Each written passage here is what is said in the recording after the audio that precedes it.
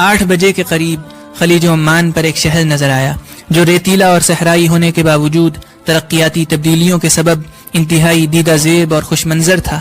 اس شہر کے عالمی ہوائی اڈے کی طرف جہاز مائل ہوا اور بتدریج عرب کی تاریخ ساز اور تاریخ نواز سرزمین سے جا لگا۔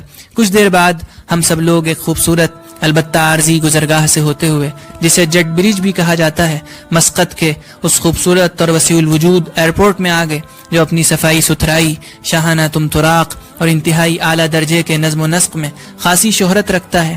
ایئرپورٹ کا چپا چپا جدید سہولیات و تزئینات سے پٹا پڑا تھا۔ کونا کونا اتنا صاف، شفاف اور دلکش تھا جیسے اس کو نہ کبھی چھوا گیا ہو نہ برتا گیا ہو۔ اب جا بجا چسپا عربی کے جملے بھی ہم ہندوستانیوں کے لیے دیدنی تھے، بلکہ دل خوش اور طبع نواز تھے۔ یہ سفر اس نوعیت کا میرا پہلا سفر تھا، بلکہ یہ کہنا بھی بیجا نہ ہوگا کہ اس 17 سالہ زندگی کے بہترین دنوں میں وہ دن تھے جو اس سفر کی نظر ہوئے۔